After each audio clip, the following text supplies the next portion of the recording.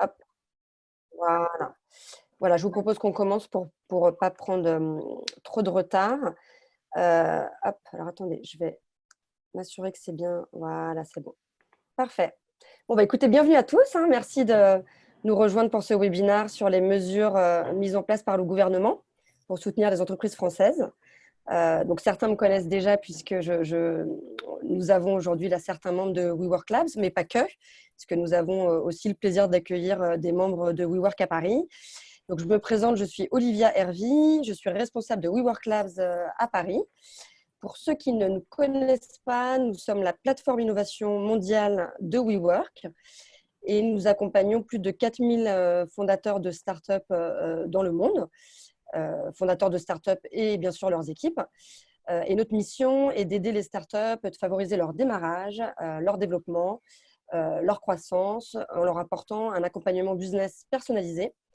Nous sommes là aussi pour aider dans la levée de fonds, l'internationalisation. Voilà, voilà. Et donc, on est ravis aujourd'hui d'ouvrir ce webinaire à tous les membres WeWork à Paris. Ce sont des moments compliqués pour tout le monde actuellement et encore plus pour les entrepreneurs. Donc, je vais laisser la parole à Ariel, qui est notre speaker aujourd'hui et qui vous présentera tous les dispositifs actuels qui ont été mis en place par le gouvernement pour vous soutenir. Donc, vous pourrez lui poser toutes vos questions, alors plutôt à la fin de chaque partie, plutôt qu'au fil de l'eau. Et donc, je vous demande bien à tous de bien passer votre Zoom en muet. Donc, le petit icône muet, vous le trouverez tout en bas sur la gauche. Et quand vous souhaiterez poser des questions, il vous suffira simplement d'activer le son. Donc, voilà. Je te laisse la parole, Ariel. Yes, Et, merci beaucoup Olivia. merci à toi. Bonjour à toutes et à tous. Donc, je suis Ariel Vigny, je suis expert comptable et commissaire aux comptes. Donc, je vais vous présenter rapidement les mesures exceptionnelles qui ont été mises en place par le gouvernement concernant la crise sanitaire qu'on est en train de subir. Donc, du coup, pour me présenter rapidement, donc, je suis président du cabinet que j'ai fondé il y a 2 ans qui s'appelle Paris Conseil Audit et Expertise, qui est un cabinet d'expertise comptable, d'audit et de conseil nouvelle génération. Donc, on est basé dans le 17e et on accompagne nos clients, TPE, artisans, commerçants, mais aussi pas mal de startups et e-commerçants sur toute la partie digitale avec des outils digitaux qui leur permettent de gagner du temps sur toute la partie transmission des documents. Je ne vais pas passer beaucoup de temps là-dessus. Donc, nos services, c'est les services assez classiques des cabinets d'expertise comptable. Donc, si vous voulez, vous jetterez un petit coup d'œil sur notre site internet. Alors, le sommaire des petits points de mesure, je pense que vous en avez entendu parler. Ça a fait beaucoup de bruit, il y a eu beaucoup de déformations, il y a eu beaucoup de rumeurs. Alors, ce qu'il faut comprendre dans un premier temps, c'est qu'il y a eu beaucoup d'éléments qui ont été annoncés par le gouvernement, mais qui n'ont pas encore eu de décret d'application. Ça veut dire quoi? Ça veut dire que le décret d'application, c'est un texte légal qui va donner de la crédibilité du coup à la mesure, à l'annonce, et qui va surtout donner les modalités d'application et les conditions d'application de ces mesures. Donc, je vous dirai à chaque fois si c'est un dispositif qui était déjà en vigueur, donc légalement applicable dès aujourd'hui, dès la semaine dernière, ou bien si c'est des mesures qui ont été annoncées et sur lesquelles on attend des décrets d'application qui vont venir nous définir un peu l'applicabilité exacte et précise des éléments qui vont pouvoir aider vos entreprises. Alors, je ne sais pas exactement c'est quoi vos profils d'entreprise, si vous êtes plutôt des indépendants, si vous avez des salariés. Donc, je ne sais pas s'il faut vraiment que je passe un peu plus de temps sur la partie sociale au niveau du paiement des salaires de vos employés éventuellement, ou bien si vous êtes vraiment tous des indépendants. Vous me direz ensuite à la fin de chaque point, si vous avez des questions précises, j'essaierai d'y répondre au mieux. Et si besoin, je vous enverrai de la documentation complémentaire plus détaillée et ensuite on pourra toujours échanger par téléphone, mail si vous avez besoin. Alors sur le premier point, alors ils ont annoncé des délais de paiement d'échéance sociale. Donc les échéances sociales, c'est tout ce qui est URSSAF, retraite complémentaire, prévoyance, etc. Et ou fiscale, en impôt direct. Donc je vais vous préciser en quoi ça consiste. Alors, dans un premier temps, pour les salaires, donc pour les salaires de vos employés, tous les mois, vous devez faire des déclarations sociales qui s'appellent des DSN, déclarations sociales nominatives. Alors, c'est quoi la mesure? on vous permet en gros de reporter tout ou partie de votre paiement par modulation. Ça veut dire quoi? Ça veut dire que vous pouvez faire une déclaration et dire que sur vos salaires, vous devez payer, je ne sais pas, par exemple 2 000 euros. Bah, vous allez dire, bah, finalement, je vais payer 0 euros et je paierai les 2 000 euros sur 2 fois, sur 3 fois. Alors, vous pouvez le reporter jusqu'à 3 mois. En gros, la mesure, elle a été annoncée il y a une petite semaine là, donc, mais ce sera la même chose, je pense, pour le mois suivant. Donc, si vous devez faire, par exemple, une déclaration au 15 du mois sur le mois précédent, par exemple, du coup, le mois prochain, ce sera au 15 avril pour le mois de mars, vous avez la possibilité de reporter tout ou partie du paiement de ces cotisations URSSAF. Alors, si la DCN avait déjà été déposée, du coup, vous pouvez moduler selon ce mode opératoire. Donc, vous avez un lien sur la présentation qu'on vous communiquera juste après. Et si vous aviez déjà déposé votre DSN sur le mois de mars, vous pouvez adapter le montant du virement comme je vous l'indiquais. Vous dites que vous payez 0 et vous paierez sur 3 fois, par exemple, les 2 000 euros. Alors ensuite, vous avez deux possibilités. Si vous êtes en date d'échéance au 5 du mois, ça veut dire que si vous devez faire votre déclaration DSN au 5 du mois, là, on n'a pas de précision encore du gouvernement. Donc, ça ne saurait tarder, je pense. Au niveau de la retraite complémentaire, donc c'est une autre cotisation sociale qui doit être payée sur les salaires. Donc, ce qu'ils ont annoncé, c'est qu'il y avait un report possible également. Et comment? Il faut tout simplement se reporter de son institution de retraite complémentaire. Ça dépend des conventions collectives, tout simplement. Alors, pour les indépendants, ce qu'ils ont annoncé, c'est qu'il n'allait pas avoir de prélèvement au 20 mars. Donc, certainement, vous avez dû le voir sur vos relevés bancaires, mais ce sera lissé sur les prochaines échéances. Donc, l'idée là, c'est vraiment d'aider les entreprises, de ne pas les accabler sur leur trésorerie, de ne pas tout prélever, de leur permettre d'étaler le plus possible. Mais bien entendu, ce ne sera pas cadeau. Alors, de plus, il y a la possibilité de solliciter des délais de paiement par anticipation. Donc, il n'y aura ni majoration de retard, ni pénalité. Ce qui était le cas dans des conditions normales d'exercice. Ensuite, vous pourrez ajuster donc du coup votre échéancier pour tenir compte d'une baisse de revenus en estimant leurs revenus sans attendre la déclaration annuelle. Donc, normalement, on devait attendre la déclaration annuelle pour voir à peu près le niveau de revenu et le taux de cotisation. Là, vous pouvez l'anticiper, il n'y aura aucune majoration, aucune pénalité. Alors, l'intervention de l'action sociale pour la prise en charge partielle au total de leur cotisation ou pour l'attribution d'une aide financière exceptionnelle. Donc ça, ce sera les 1 500 euros que je vous détaillerai juste après. Vous avez dû certainement en entendre parler. Pour les indépendants, donc comment ça fonctionne? Alors, si vous êtes artisan ou commerçant, donc c'est par Internet, sur le site sécu-indépendant.fr, dans la rubrique Mon compte, vous avez le lien également ici. Soit par courriel, soit par téléphone. Si vous êtes en profession libérale, c'est sur le site de l'URSSAF tout simplement. Vous envoyez un message sur la rubrique une formalité déclarative, déclarer une situation exceptionnelle, ou par téléphone. Alors, ce qu'on vous recommande, bien entendu, c'est de les contacter par mail. Vous avez, ou par Internet, vous avez une trace écrite.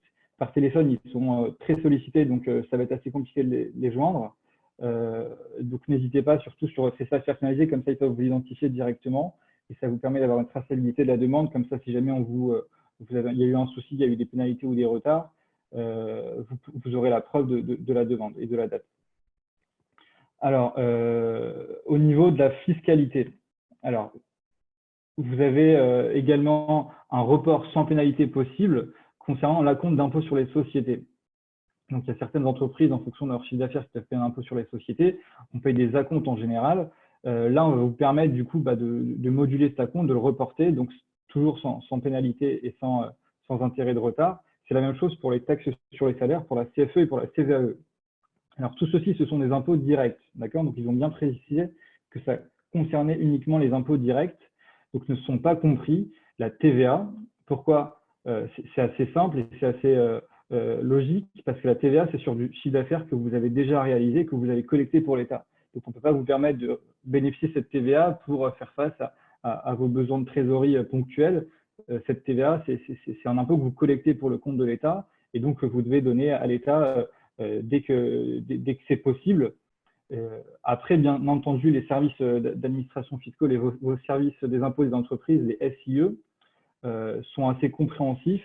Donc, n'hésitez pas soit à vous rapprocher d'eux, soit à vous rapprocher de votre expert comptable pour leur demander également un étalement de cette TVA si possible, si vous êtes vraiment en difficulté de trésorerie actuellement.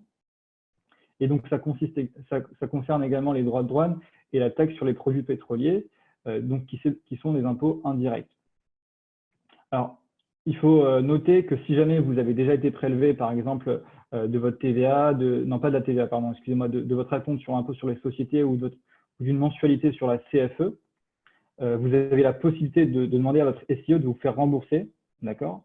Donc, ça veut dire que vous allez pouvoir bénéficier de cette trésorerie pour faire face ponctuellement à vos charges, là que vous ne pouvez pas réduire. Mais bien entendu, vous aurez à rembourser l'État de cette taxe qu'on va vous rembourser. Alors, comment ça fonctionne? Pour les entreprises, donc comme je vous l'indiquais, si vous avez déjà réglé, vous pouvez demander le remboursement auprès de votre SIE. Le SIE, c'est le service des impôts des entreprises dont vous dépendez. Vous avez certainement leurs coordonnées. Sinon, n'hésitez pas à demander les coordonnées à votre expert comptable. Et si vous n'avez pas déjà réglé du coup l'échéance, vous pouvez demander à votre banque de s'opposer au prélèvement si vous êtes prélevé mensuellement et vous n'aurez aucune pénalité, aucune amende. Alors, pour les travailleurs indépendants, on a la possibilité de moduler à tout moment vos acomptes, parce que comme vous le savez, vous payez des acomptes sur votre prélèvement à la source. Et donc, du coup, vous pouvez réduire ce taux et réduire, du coup, les acomptes qui vont vous être prélevés tout simplement pour anticiper, du coup, cette baisse de chiffre d'affaires. Report du paiement des acomptes de prélèvement à la source également possible. Donc, vous pouvez moduler le taux et les acomptes, et vous pouvez également reporter le paiement des acomptes. Donc, c'est quand même des bonnes nouvelles.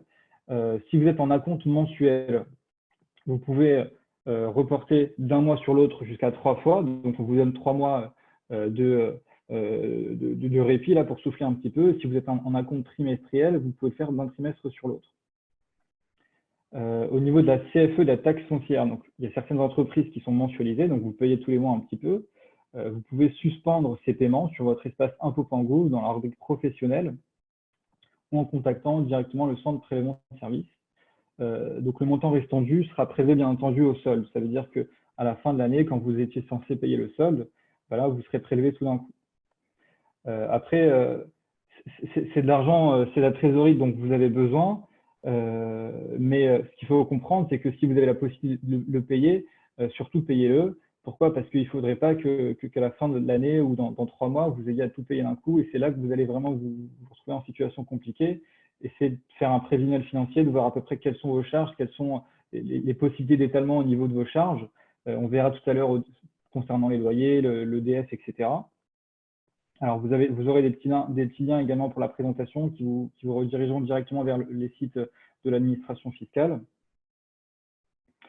Alors, ils ont parlé également dans leur mesure d'aide aux entreprises de la CCSF.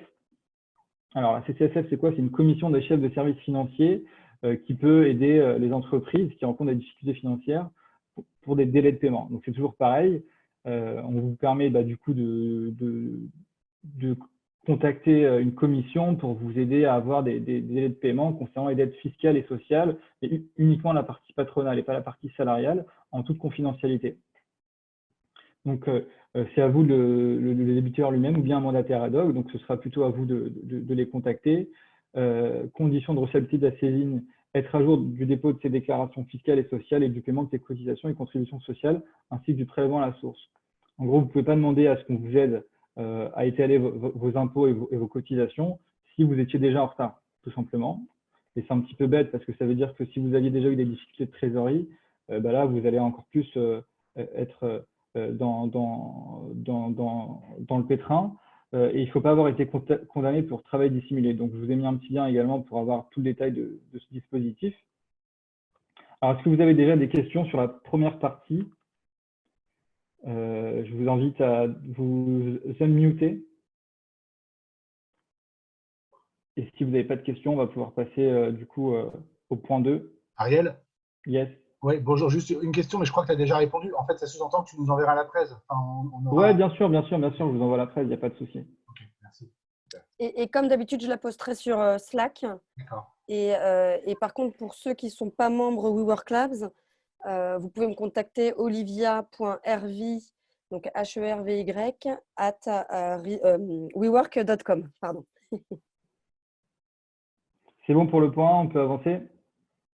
Ok, cool. Donc, on arrive sur le point 2.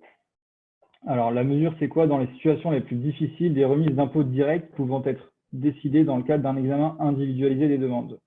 Ça veut dire quoi? Alors, si votre entreprise est confrontée à des difficultés de paiement liées au virus, donc pour ça, il va falloir le prouver, vous pouvez solliciter auprès du comptable public un plan de règlement afin d'étaler ou reporter le paiement de votre dette fiscale. Donc, c'est un peu la même chose que pour le point 1, donc étaler ou reporter le paiement. Là, on ne vous offre pas d'impôt, c'est clair. Mais si ces difficultés ne peuvent pas être résorbées par un tel plan, donc ça veut dire que si vous n'êtes pas en mesure de reporter ou d'étaler ces dettes fiscales, vous pourrez solliciter dans les situations les plus difficiles une remise des impôts directs. Donc, c'est toujours pareil, les impôts directs, tout ce qui c'est pas la TVA. D'accord? Donc, impôt sur les bénéfices, contribution économique territoriale, donc ça, c'est la CFE et la CET. Alors, le bénéfice de cette mesure gracieuse est soumis à un examen individualisé des demandes. Ça veut dire quoi? Ça veut dire que c'est au cas par cas, tenant compte de la situation et des difficultés financières des entreprises. Pour ça, il faut un formulaire qui sera disponible sur ce lien, tout simplement. Est-ce que vous avez des questions sur le point 2? Non, ça va? OK.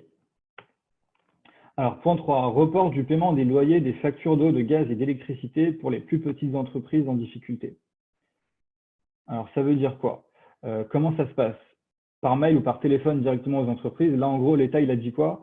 Il a dit, vous allez contacter votre fournisseur de gaz, d'électricité, votre bailleur et lui dire de suspendre vos paiements.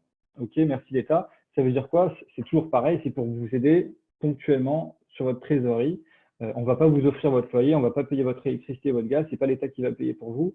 Ça veut dire que vous allez pouvoir décaler, suspendre pour potentiellement pouvoir sortir la tête de l'eau. Et comment est-ce que vous pouvez le faire? Ce n'est pas l'État qui va appeler pour vous les EDF, etc. C'est à vous de les contacter, de leur faire un mail. Et donc, il faut noter que c'est une demande amiable. Ça veut dire quoi? Ça veut dire que c'est à la libre discrétion du fournisseur. Mais forcément, EDF a eu des directives du gouvernement. Ils sont censés être assez compréhensifs et vous aider à pouvoir étaler. Après, ce qu'il faut comprendre, c'est que vu que votre entreprise, là, elle n'est pas en activité, si vous avez des locaux potentiellement qui ne sont pas chez WeWork, vous devez payer de l'électricité, vous allez moins consommer. Donc, si vous suspendez votre mensualité, forcément que ce sera régularisé sur votre consommation réelle. Et donc, au final, ça reviendra au même. Ensuite, au niveau des bailleurs, c'est la même chose.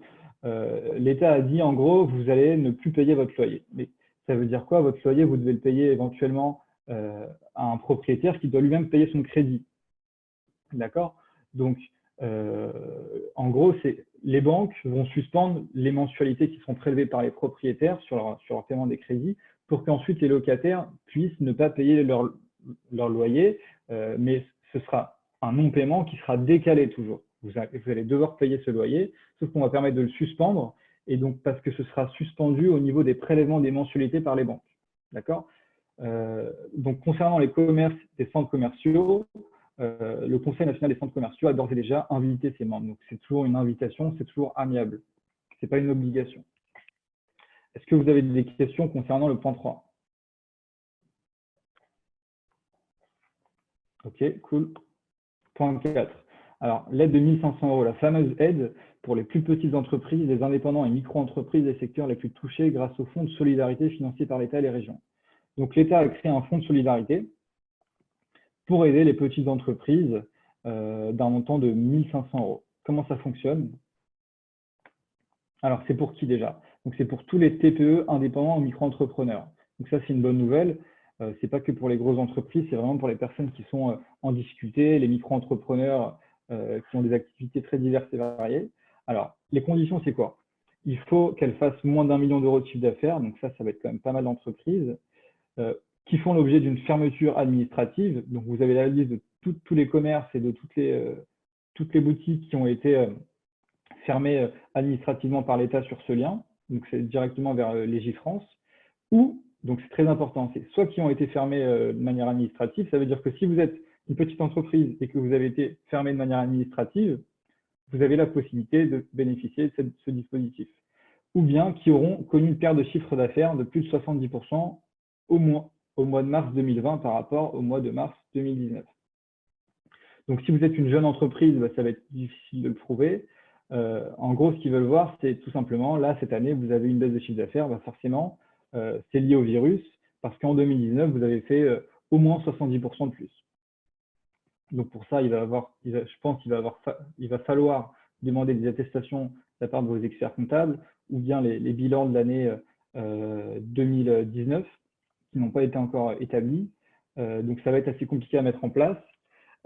Après, si vous êtes déjà dans le dispositif parce que vous avez été fermé de manière administrative, vous pourrez potentiellement bénéficier de ce dispositif. Comment ça fonctionne? Donc, c'est par téléprocédure sur votre espace professionnel impôts.gouv.fr. Vous avez vos identifiants, vous vous connectez, et donc, on ne sait pas encore les modalités de déclaration précises. Donc, on attend, comme je vous le disais, le décret d'application. À partir de quand ce sera applicable, ce dispositif? À partir du 31 mars. Donc, d'ici une petite semaine. Est-ce que vous avez des questions concernant ce point 4? Oui, moi j'en ai une, rapidement. Sur les 2 points là, qui font moins d'1 million de chiffre d'affaires et qui font l'objet d'une fermeture administrative, ils doivent être réunis ou c'est où? Alors, c'est qui font l'objet, Ouais. ça c'est une condition de base. Ça c'est pour la taille de l'entreprise. Et ensuite, c'est soit qui font l'objet d'une fourniture administrative, soit qui ont une perte de chiffre d'affaires. Après, si tu as les deux, tu as les deux, c'est encore mieux. D'accord, mais il n'y a pas besoin d'avoir les 2 conditions en même temps. C'est où, en fait. Non, c'est celle-là, obligatoirement, Ouais, ça, la première. Et ensuite, la deuxième ou la troisième. D'accord, ok, très bien. C'est bon, c'est plus clair? Ouais, parfait, merci. De rien. Est-ce qu'on a d'autres questions? Est-ce qu'on peut passer au point 5?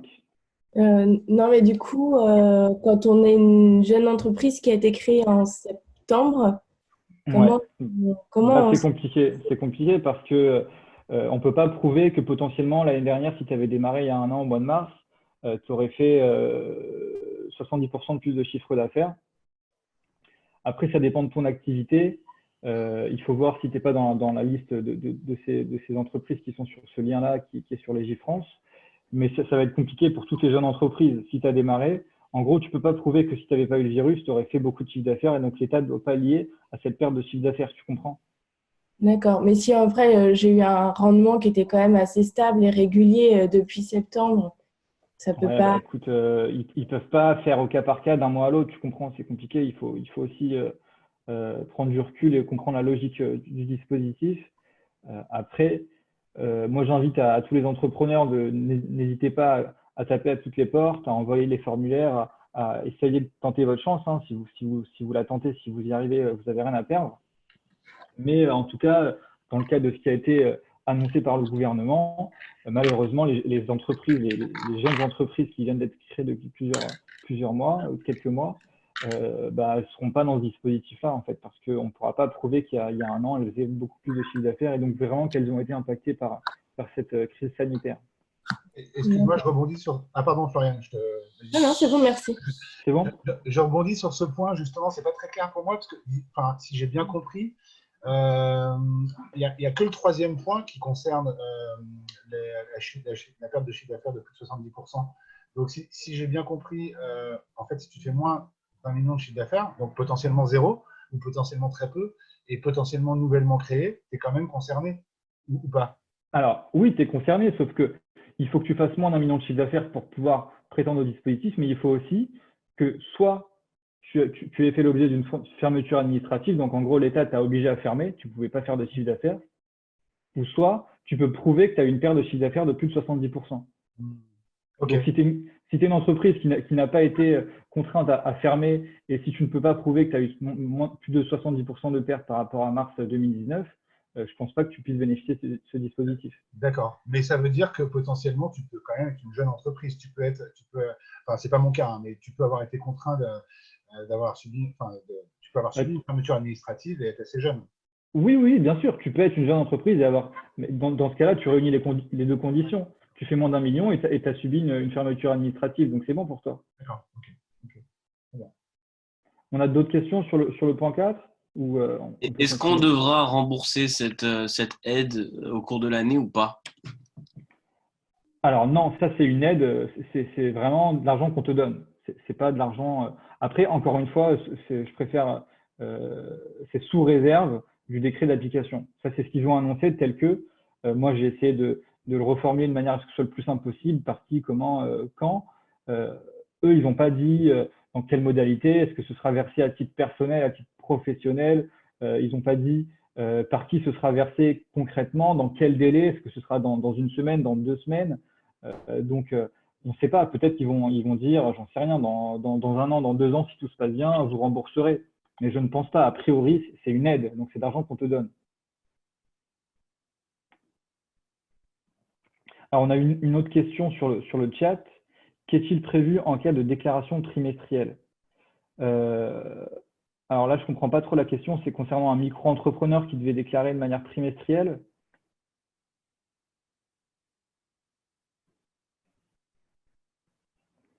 Si la personne peut reformuler sa question, s'il vous plaît, peut-être qu'on reviendra dessus. OK. Donc, pour les micro-entrepreneurs qui doivent déclarer de manière trimestrielle, bah, ça ne change rien. Vous déclarez votre chiffre d'affaires. Si vous avez fait 0, vous déclarez 0.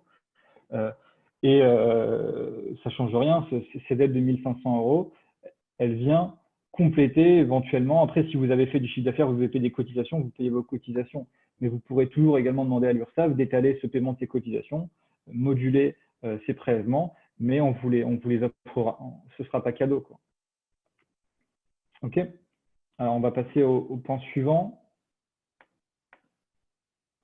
Alors, mobilisation de l'État à hauteur de 300 milliards d'euros pour garantir des lignes de trésorerie bancaire dont les entreprises pourraient avoir besoin à cause de l'épidémie. Alors, dès qu'on vous annonce 300 milliards d'euros, on a l'impression, ouais, c'est cool, on va vraiment nous aider. Sauf que dans la pratique, ça concerne qui? Donc, toutes les entreprises de toute taille. C'est quoi la mesure?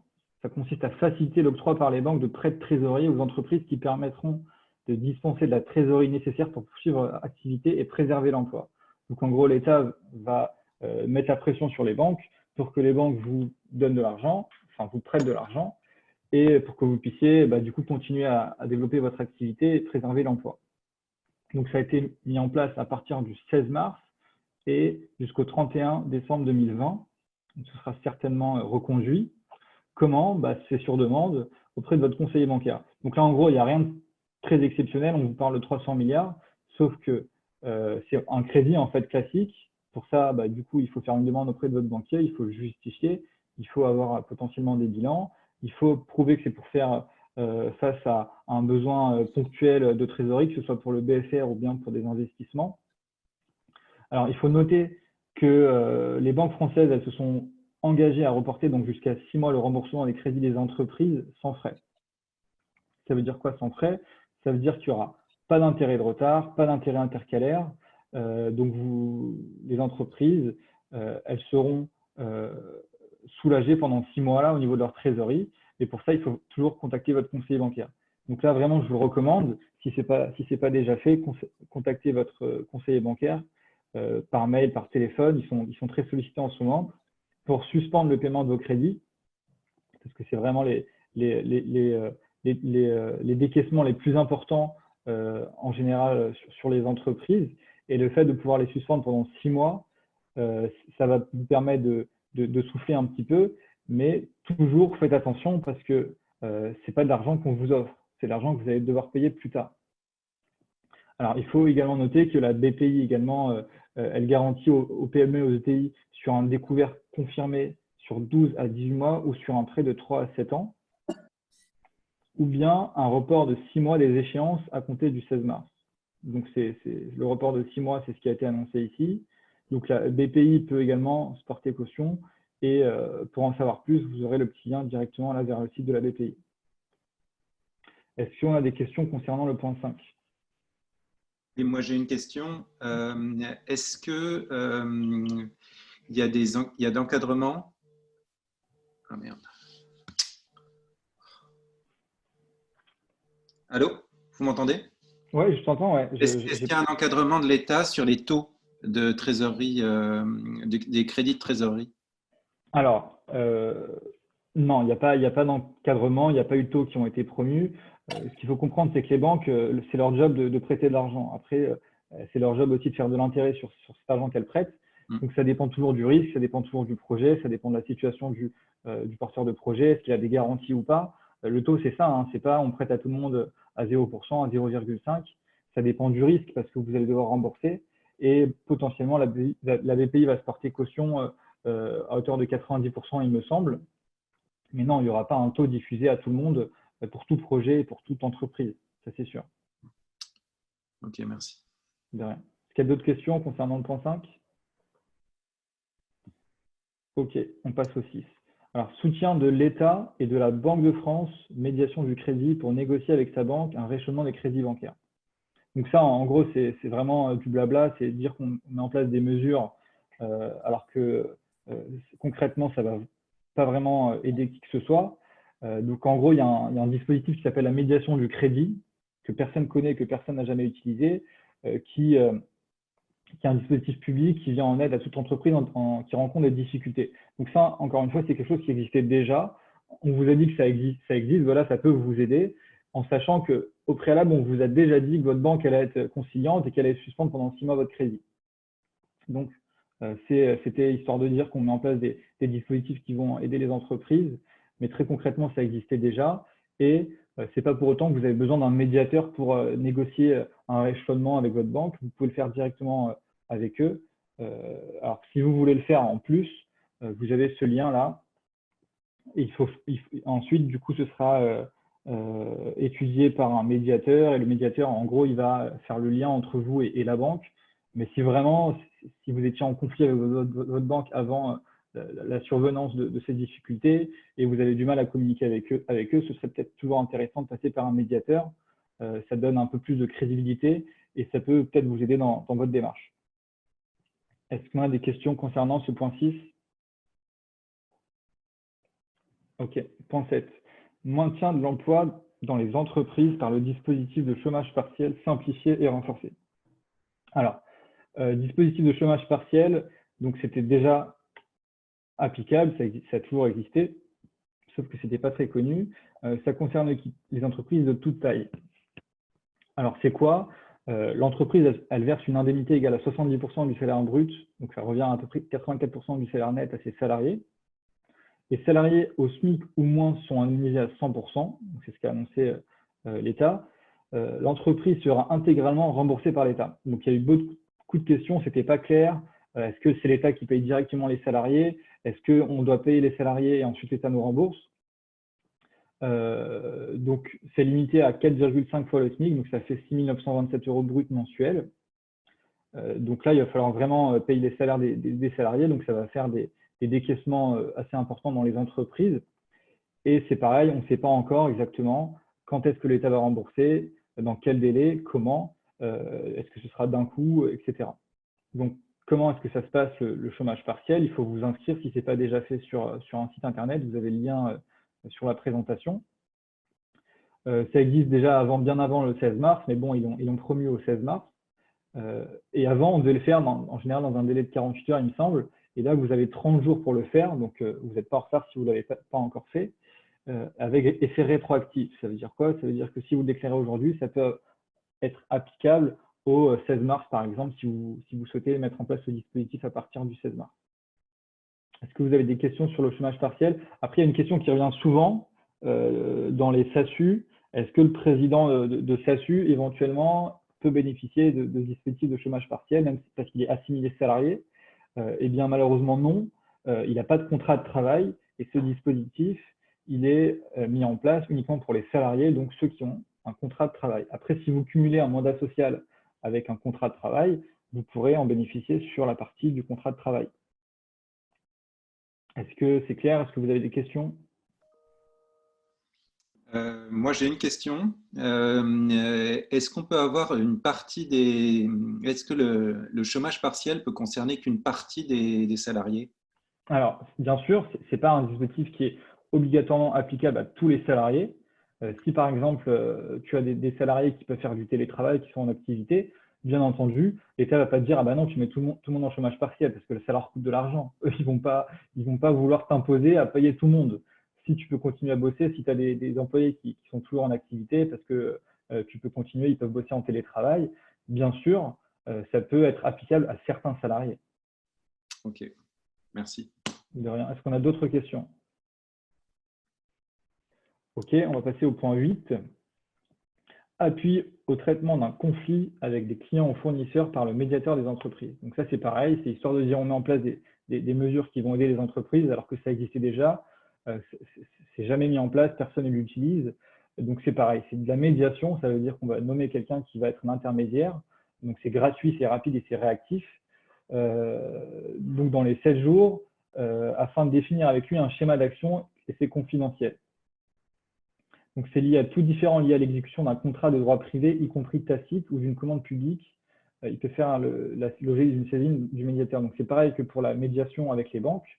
Donc là, on vous dit que si vous avez un problème avec un client, un fournisseur, vous pouvez, sur ce lien, faire appel à un médiateur des entreprises. Est-ce que vous avez des questions? Ok, on va passer au dernier point, le point 9. Donc c'est un dispositif qui s'appelle le crédit 50K à l'aide de votre expert comptable afin de financer votre besoin en fonds de roulement. Donc c'est pareil, c'est quelque chose qui existait déjà. Donc en gros, c'est quoi? C'est votre expert comptable, il a accès à votre information financière, vos bilans, votre CADIS, etc. Il va récupérer toutes les informations et il va sur sa plateforme expert comptable, avec ses identifiants d'expert comptable, les transmettre à certaines banques qui sont partenaires, des banques nationales. Et le fait que ce soit fait grâce à l'intervention de votre expert comptable, bah, ça va vous donner plus de chances d'obtenir un financement parce que lui, c'est un tiers de confiance, il est garant de votre information financière. Ça concerne toutes les entreprises. Et donc, grâce au jeu de la concurrence, parce qu'en gros, on va solliciter d'un coup plusieurs banques. Donc, il n'y a pas de frais de courtage, on n'est pas des courtiers de crédit, nous, les experts comptables. Et donc, ça va vous permettre de solliciter une dizaine de banques nationales avec vos informations pour demander un crédit à hauteur de 50K au maximum. Comment ça fonctionne? Il faut contacter votre expert comptable pour lui demander plus d'informations. C'est lui qui peut le faire directement depuis son espace expert comptable. Mais ça existait déjà. C'est venu du coup sous les feux des projecteurs pour pouvoir éventuellement aider ponctuellement les entreprises. Alors, ce qu'il faut savoir, c'est que ça peut aussi financer le BFR, donc le besoin en fonds de roulement pour les entreprises et non pas seulement les investissements. Alors, on a terminé la présentation. Est-ce que vous avez d'autres questions par rapport à tous ces dispositifs, par rapport à des mesures que vous aurez éventuellement entendu parler? Moi, je voudrais revenir rapidement sur la garantie bancaire BPI, le point 6 ou 5, je ne sais plus. Ouais. Ouais, c'est ça. En fait, hier, j'ai échangé avec mon chargé d'affaires de la BPI et avec aussi quelqu'un de la CCI et j'ai eu deux sons de cloche. La personne de la CCI m'a dit que cette garantie, notamment pour les jeunes entreprises, parce que nous, on a été immatriculés en décembre, ça allait être compliqué, que l'on serait plus dans les taux classiques de la BPI, 50-70% de caution. Et puis j'ai eu mon chargé d'affaires qui lui vraiment au contact des. Alors excuse-moi, j'ai pas compris, c'est qui la première personne qui t'a donné C'est quelqu'un qui est à la CCI et qui travaille aussi avec la BPI et qui est aussi à la French Tech, mais voilà, qui a à mon avis un rôle assez, qui est moins au contact. D'accord. Bref, et j'ai eu ensuite mon chargé d'affaires BPI qui lui m'a dit que cette garantie de 90% était automatique. Enfin, il avait entendu dire, il ne pouvait pas mettre sa main à couper. Je voulais savoir si tu en savais un peu plus là-dessus. Alors, je pense que si le gars de la BPI, il a les bonnes informations parce qu'il travaille à la BPI, je pense que tu peux lui faire confiance. Surtout que c'est lui qui va avoir la main sur ton dossier. Je pense que c'est assez rassurant que ce soit plutôt le gars de la BPI qui te donne la bonne information qui a été diffusée publiquement plutôt que l'inverse. Donc, je pense qu'il faut vraiment te rassurer par rapport à ça.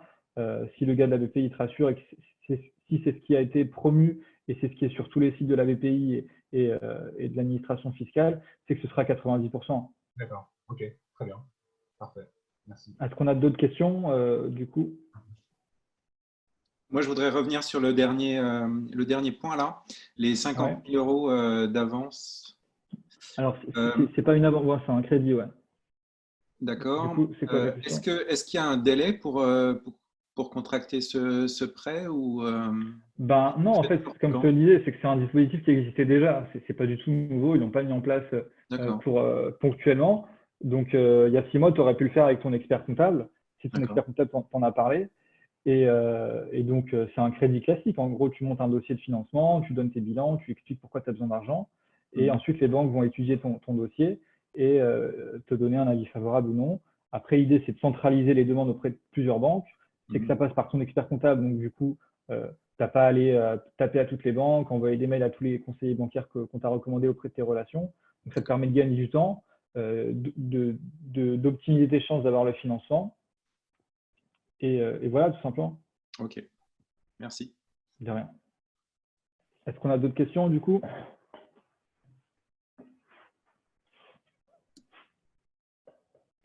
Ok. Oui, moi j'ai juste une question là. Tu n'as pas beaucoup détaillé les éléments qui permettent de recenser et de conditionner le chômage partiel. Ouais. Est-ce que tu pourrais nous en dire un peu plus? Alors, en gros, le chômage partiel, c'est pour toutes les personnes qui ne peuvent pas faire de télétravail. Tu l'as bien compris? Ouais. Donc, si tu peux bosser, on va te dire, bah, tu bosses. La seule chose, c'est que, alors je vais peut-être parler que de mon cas, mais Ouais. moi j'ai une entreprise de conseil. Ok. Donc on bosse pour les banques. Ok. Aujourd'hui, on a des tas soit de missions qui s'arrêtent à cause du corona, soit des missions qui ne peuvent pas se lancer à cause du corona, soit des missions voilà, soit des missions qui ne peuvent pas démarrer. Donc, est-ce que je peux mettre tous mes consultants qui ne sont pas staffés, donc dans notre jargon, au chômage partiel? S'ils n'ont pas de mission et si tu n'as pas de quoi les occuper, s'ils ne peuvent pas bosser en télétravail pour tes clients, et toi tu dois supporter la charge de leur salaire et que tu n'as pas d'entrée d'argent de tes clients, je pense que tu rentres bien dans le dispositif du chômage partiel. Ok, merci. De rien. Alors, on a d'autres questions sur le chat, je crois. L'employeur peut-il compenser la perte de salaire du salarié? Alors, je ne comprends pas. Ça veut dire qu'en gros, l'État, il va rembourser. Enfin, l'employeur, il doit payer l'intégralité, sauf que l'État rembourse. Alors, attends, je reprends juste. Alors, ce qu'il faut savoir, c'est que l'employeur, il peut toujours donner plus au salarié. Donc, si tu me demandes si l'employeur peut compenser la perte du salaire, la réponse, elle est oui. On va pas lui en vouloir. Alors, il y a une autre question. Est-ce que les salariés assimilés sont considérés comme des travailleurs indépendants? Peut-ils bénéficier de l'aide financière de 1 500 €? Alors, il me semble que j'ai déjà répondu à la question. C'est concernant les présidents de SASU. Ils sont assimilés salariés, mais ils ne sont pas salariés parce qu'ils n'ont pas de contrat de travail. Donc non, malheureusement, ils ne peuvent pas bénéficier de l'aide financière de 1 500 €. Est-ce qu'on a d'autres questions?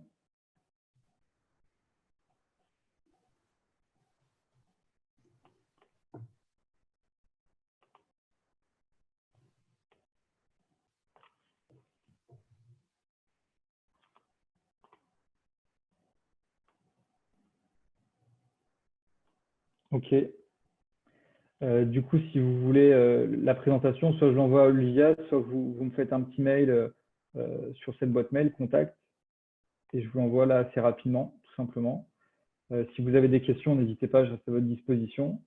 Et bon courage à tous. Et retenez bien qu'on attend des décrets d'application de la part du gouvernement et que c'est ces décrets d'application qui vont vraiment nous donner les règles spécifiques de mise en place d'éventuels dispositifs. Et que pour le moment, ce qui a été promu, c'est simplement des dispositifs qui existaient déjà.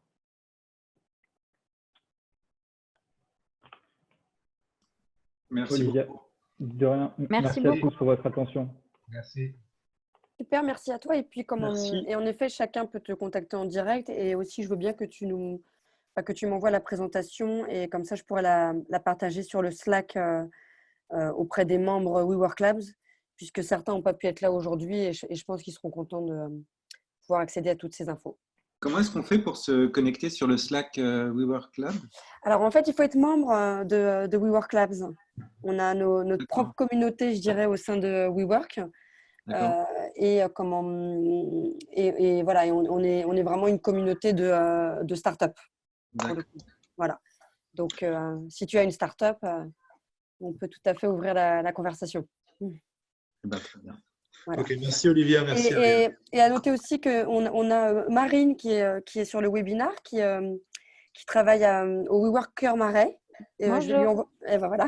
Hello Marine. Et je lui enverrai aussi la présentation. Enfin, je pense qu'en fait, je vais l'envoyer à toutes les équipes communautés. Donc, voilà, vous pourrez Bonne aussi idée.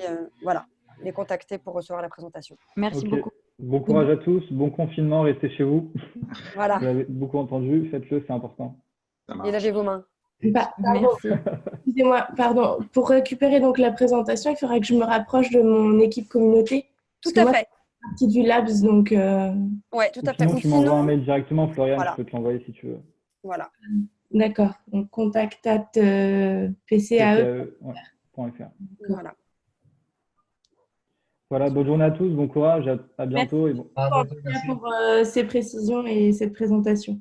merci à vous, au revoir. Ouais. Grand merci Ariel, hein, et bon courage à tous. Merci. Ciao.